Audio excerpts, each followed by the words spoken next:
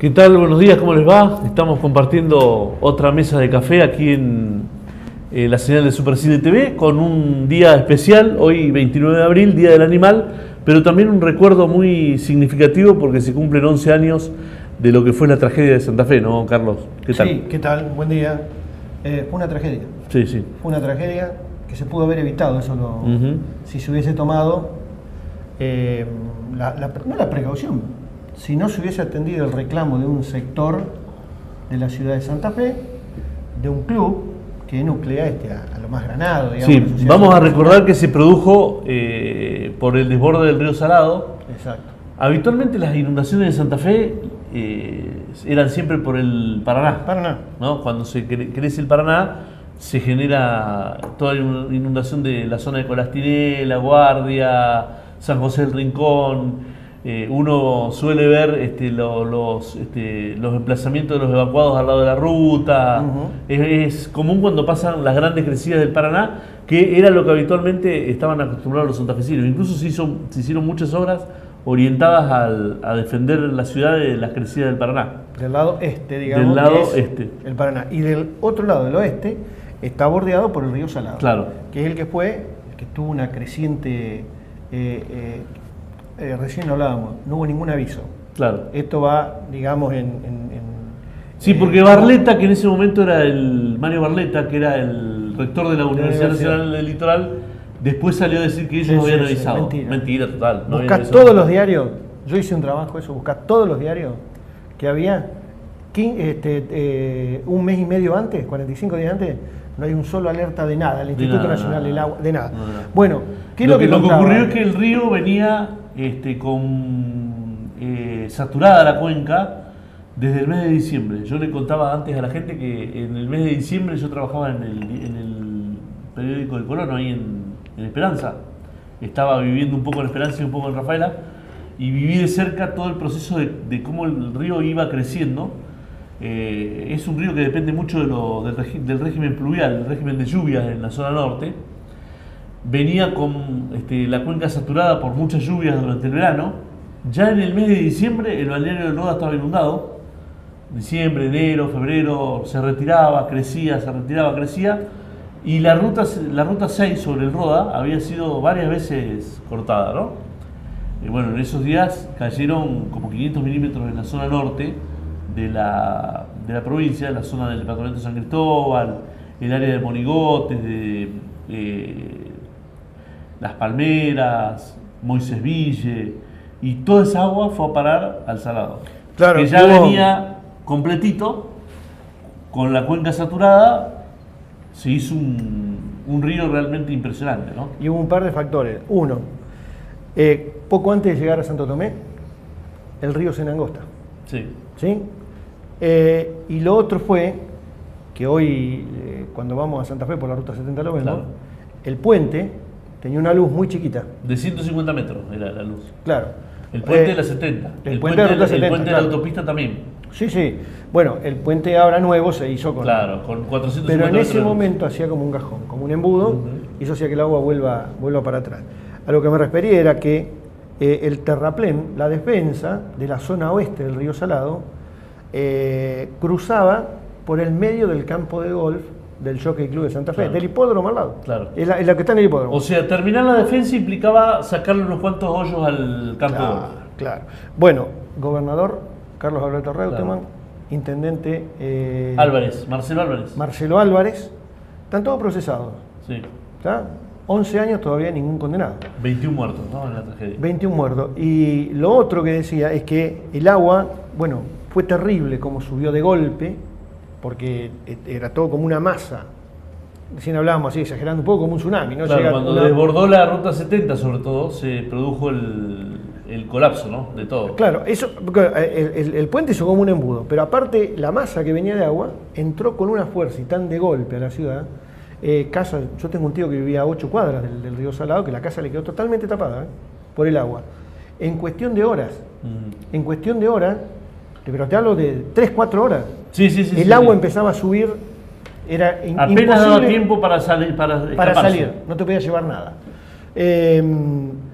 Y lo otro, que también siempre se le va a reprochar a Reutemann, como hablamos hoy, es que el agua quedó mucho tiempo en la ciudad. Si Reutemann hubiese tomado la decisión, el agua que entraba no tenía por dónde salir. no tenía por dónde salir. Claro, porque entró por el norte y tiene una pendiente natural hacia el sur. El oeste ya de por sí es bajo. Hacia la cancha de Colón, para ser más preciso. Claro, que la todavía... cancha de Colón, el barrio Centenario, el Parque Sur. Exacto. Hay imágenes que se ven autos estampados contra la reja, la cancha de Colón tapada entera. De agua. Y toda esa masa de agua que había, si Reutemann hubiese tomado la decisión de volar un tramo de la autopista La Mar Argentino, que se llama, que es la que bordea todo el riacho Santa Fe, Claro. Hubiese salido muchísimo más rápido, se hubiese escurrido y no hubiese habido tantos inconvenientes. Bueno, demoró 36 horas en tomar la decisión. Después Reutemann dijo, nunca lo va a explicar, seguramente un secreto se va a llevar a la tumba, que hubo presiones por las cuales él no decidió volar ante la... Son esta alguna de las causas por las que Reutemann está no procesado, sigue siendo imputado en la causa que iniciaron los damnificados, Sí, ¿no? por el desborde del salado, más los familiares de las víctimas. A mí me sigue pareciendo que el principal responsable es el intendente. Porque el intendente tiene la obligación de estar ahí, al lado de su ciudadano, ¿no? Siempre. Y tenía que conocer todo esto. Y el intendente fue una figura decorativa en esos días, ¿no? Desapareció incluso. Porque el que iba a los lugares era Reutemann. Lo terrible intendente que estuvo, el agua empezó a entrar muy fuerte a la ciudad después de la siesta. Todas las mañanas el intendente iba a un programa en LT10 a decir que estaba todo bajo control. Sí. Ese mismo mediodía no hay de qué preocuparse, dijo Álvarez. Y a las 2 de la tarde empezó el 2 de la tarde, claro, empezó a entrar el agua de la ciudad, que era terrible. Por eso yo creo que hay responsabilidades compartidas, pero hay un nivel, ¿no? No, el seguro. que pagó los platos rotos muy caros fue Ricardo Frati, el director de hidráulica. Que terminó en el ostracismo total e incluso estuvo medio escondido durante un tiempo, ¿no? Y otro que estuvo... ¿Un hombre de Rafaela? Sí, es de Rafaela. El otro, en este funcionario que murió hace no mucho, que era el secretario de Obras Públicas también de la Berli, el ministro Edgardo Berli. Un hombre muy amable, muy bueno, pero evidentemente ahí se le escapó de las manos la situación, ¿no? Bueno, hay muchos factores que concluyen, ¿no? Es cierto lo que hablábamos recién, nadie alertó sobre esto. No. Nadie alertó. Ahora después todos quisieron salir. Una de las cuestiones fallaron los que son controles. Ahora ya la cuenca, todo lo que es está monitoreada totalmente. Está monitoreada. Pero bueno, hubo... Y creo que no se va a volver a repetir aunque haya este fenómeno otra vez, porque los puentes tienen mucha más luz. Están las defensas. Las defensas están terminadas, bien consolidadas. Ahora uno de los problemas que tiene Santa Fe es cuando llueve mucho, adentro de la ciudad. Claro. Porque hay que sacarla al agua. Es una olla. Un plato, claro. Sí. Ha quedado como un plato, ¿no? Bueno, siempre se habló, viste, de que hubo más fallecidos, en realidad, todo. Eso hay que descartarlo, porque es imposible que haya alguien que desapareció, que no está de su barrio, de su cuadra, y que no haya denuncias. Son esos los 21 muertos que dejó esto, lamentablemente. Y lo otro que quedó, bueno, fue lo que te decía yo, ¿no? Eran momentos, yo creo que la ciudad no va a olvidar nunca, porque yo lo definí como un cuadro de guerra. Vos veías gente en las calles, caminando sola, desorientada, perdida, desesperación.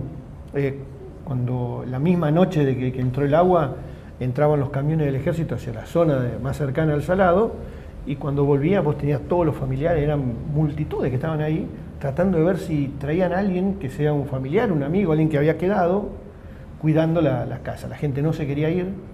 Hubo casas que terminaron totalmente tapadas por el agua. Totalmente tapadas. Y el barrio Centenario, el barrio Fornavi, de ahí atrás de la cancha de Colón, tenía 1 o 2 pisos tapados. Claro, y todo lo que es Santa Rosa de Lima, Villa del Parque, todo eso. Sí, el Fornavi Centenario que está ahí, se ven como planta baja y primer piso, tapado totalmente. Y bueno, esas imágenes, ¿no?, que van a quedar en la historia. Y que en Santa Fe han marcado mucho, ¿no? Sí, recorrer en canoa y ver estar sobre los techos de la casa. O sea, ver un pedacito así nada más de la casa, ir Yo recuerdo que el primer impacto visual que tuve de la inundación así en los medios, mirando Canal 13 de Santa Fe, una imagen de una calle del barrio Santa Rosa de Lima con el agua sobre el alumbrado, o sea, la columna del alumbrado apenas sobresalía la parte donde va la luz. Toda la columna estaba tapada de agua. Y ahí uno se daba cuenta de la magnitud del fenómeno, ¿no? La ruta 11, con gente caminando con el agua hasta la cintura o hasta el pecho. Tremendo realmente. Y después, bueno, a mí me tocó trabajar ahí de cerca. En esos días yo les contaba recién que el corredor vial de la ruta 70 estaba a cargo de Daniel Ricotti, el actual presidente del Consejo Municipal de Rafaela. Y Ricotti tenía que tomar determinaciones sobre la circulación sobre la ruta. El domingo 27, o sea 2 días antes del colapso de Santa Fe, se produjo la elección presidencial que ganó Néstor Kirchner, que ganó en realidad Carlos Menem, pero después Menem no se presentó a la segunda vuelta y ahí fue electo Néstor Kirchner, por primera vez, presidente, por única vez, va. Entonces, en ese momento, Ricotti estaba sobre la ruta al mediodía, 12 del mediodía en punto, y el agua estaba llegando a la banquina. Y me decía, cuando suba la ruta la corto. Y fui a las 3 de la tarde y el agua pasaba arriba del guardarrail ya. Había tomado la determinación Ricotti de cortar la ruta porque dijo, pasó una camioneta a la que la movió el agua. Y esto es lo peor que nos puede pasar, dice, que se lleve algún vehículo con gente adentro. Y efectivamente así fue, ¿no? Pasó por encima del puente, el agua, sí. El puente resistió a duras penas porque tenía, como el agua se encajonaba en el puente, el agua hacía el efecto de flotación, se metía tanta presión, pasaba tan a presión el agua, que lo levantaba el puente. Entonces había temor de que se lo llevara por levantarlo y descalzarlo y llevárselo. Bueno, no se lo llevó, pero estuvo como 2 meses cortada la ruta con muchísimos problemas, ¿no? Hasta que se hizo el puente nuevo después. Los centros de evacuados parecían refugiados realmente, ¿no? La cantidad de... Vos llegabas con una cámara, lo fuimos a cubrir con Gustavo Cuello, debe tener esas imágenes todavía que son... Mucha solidaridad de la gente. Muchísima. Y también muchos gestos feos. Como el periodismo porteño, por ejemplo, que contaba una cosa que ya, ¿te acordás que decían el agua ya entra en casa de gobierno? Sí. Por ejemplo, ¿no? Decía, el agua la tenemos aquí. Era mentira, toda mentira, pero una cuestión de agrandar. Sí. Bueno, solidaridad de todo el país, de la misma gente. 1/3 de la ciudad se inundó, estuvo bajo agua. Y con todo recreo. Todo recreo. Sí, ni hablar. Y después lo que eran esas noches de estar en Santa Fe eran luces. ¿Cuánto tardó en volver a la normalidad con luces, con iluminación, todo? Un par de Hubo semanas, sectores, ¿no? que prácticamente ni se enteraron. O sea, sacando todo lo que es la franja oeste, todo el norte, noreste y la franja oeste y sur, el resto de la ciudad, te digo que no hubo inconvenientes, pero toda esa franja, yo calculo no menos de 10 días. Claro. Pero después todo lo que vino, o sea, la gente que tenía que volver a su lugar. Encontró todo, basura. No servía más nada. Era un olor, que era una cosa, el salado de un río sucio, ¿no? Claro. Y muy oloriento también. Era una cosa que no se podía respirar. Yo te digo, fui. Barro. Mucho barro. Fui a la casa de este tío que tuvo. Era una cosa que te desconsolaba. Y la gente quedó con severos problemas, ¿no? Psicológicos. Sí. Muchos suicidios después, gente que no se pudo recuperar nunca. Y económicamente, bueno, la ayuda llegó, como siempre, llegó tarde, ¿no? Claro. Y bueno, en algo ayudó, digamos, para paliar lo que habían sido las pérdidas. Pero yo te diría que hay gente que todavía tiene esa secuela. Sí, seguro que gente que no ha podido elaborar el duelo, ¿no? De esa pérdida. Aparte que se llevó todo. Claro. Todo. Recuerdo de familia, todo. Desde fotos. Claro. Carlos, ¿nos encontramos mañana? Sí, cómo no. Mañana vamos a hablar algo más de los operativos de seguridad. Porque van a seguir. Sí. Van a seguir, con mucha intensidad. Pero lo charlamos mañana. Gracias por acompañarnos una vez más aquí en esto que ha sido el Café de las 11, esta charla que tenemos todos los días de lunes a viernes con Carlos Descalzo a través de la señal de Super Cine TV.